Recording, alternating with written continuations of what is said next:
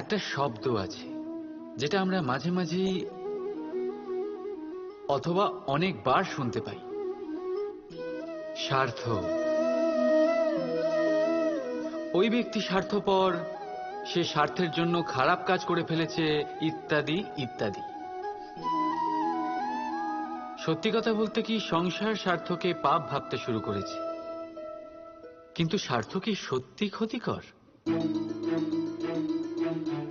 না।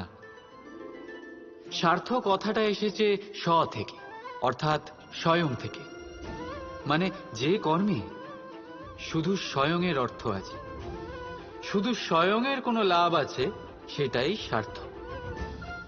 এবার প্রশ্ন এটাই হলো যে আপনার স্বটা কি? যদি আপনার স্বতে কেবল আপনি থাকেন তাহলে আপনি অবশ্যই স্বার্থপর। যদি আপনার স্বতে পরিবার থাকে তাহলে আপনি পারিবারিক। যদি আপনার স্বতে অন্য লোক থাকে তাহলে আপনি পরোপকারী। আর যদি আপনার স্বতে এই সংসার থাকে তাহলে আপনি পরমার্থী। তাহলে নিজের স্বার্থ থেকে দূরে যাবেন না, সেটার বিস্তার করুন। নিজের অস্তিত্বের বিস্তার করলে এই স্বার্থ নিজেই পরমার্থে পরিণত হবে। রাধা রাধা। সূর্যের কিরণে পৃথিবী উত্তপ্ত হয়, কিন্তু তাও সে নিজের উর্বরতা কখনো হারায় না। কেন?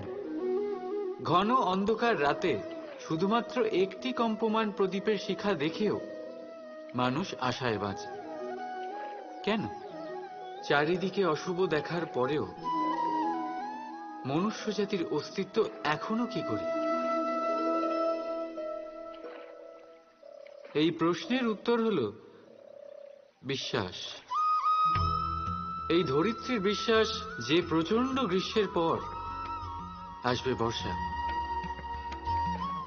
এই জন্য সে নিজের উর্বরতা হারায় না।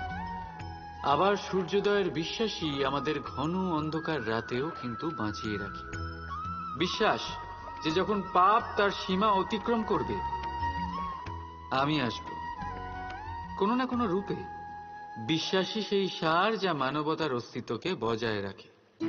বলতে গেলে লাগে এক মুহূর্ত, ভাবতে লাগে কিছু ঘন্টা, বুঝতে চেষ্টা করলে কেটে যায় মাস, আর সিদ্ধ করতে গেলে কম পড়ে যায় গোটা জীবনকাল। নিজের উপরে বিশ্বাস রাখুন, নিজের কর্মের উপরে বিশ্বাস রাখুন, প্রেমের উপরে বিশ্বাস রাখুন। জীবনে সুখ অবশ্যই আসবে। আর মন প্রসন্ন হয়ে বলবে রাধা রাধা।